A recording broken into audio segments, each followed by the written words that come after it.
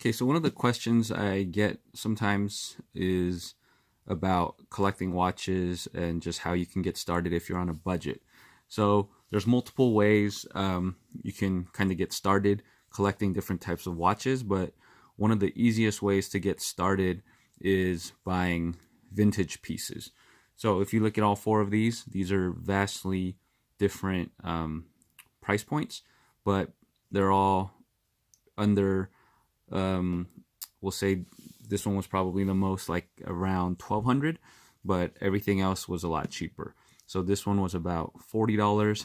This one was actually $4, and this one I found at a garage sale.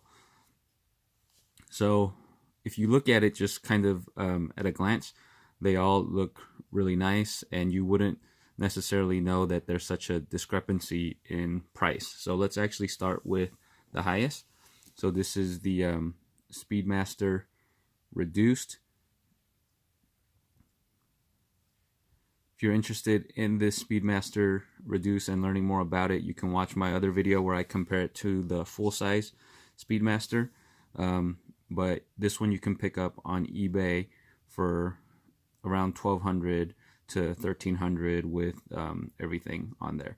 And this strap is on a Horween leather strap, which kind of gives it that nice vintage look.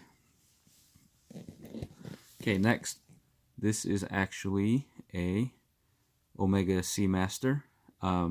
This one I found at a garage sale and was able to pick it up for $50. But again, this is also one you can find on eBay for probably around 400.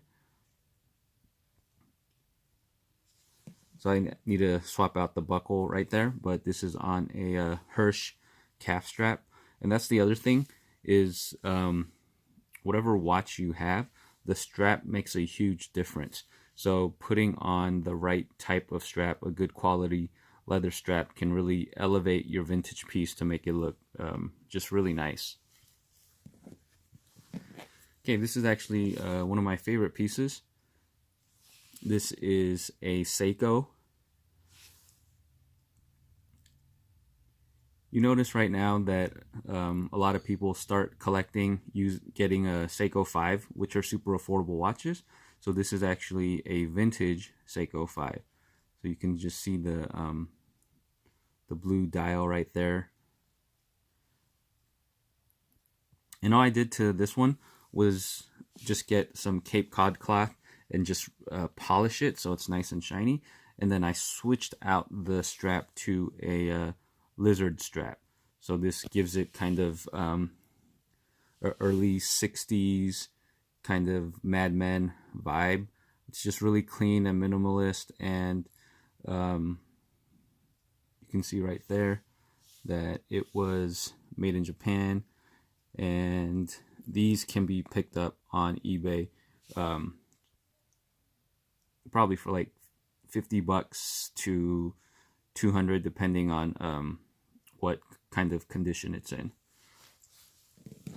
And this last one is a Timex. So this is unbranded, just simple and clean. Might not be able to show it. Oh, there you go. So there's the Indiglo right there.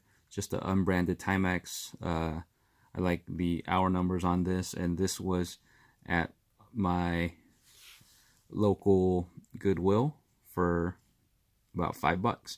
And again, the strap was horrible, but switched it out to this leather NATO strap, which again just really elevates the watch.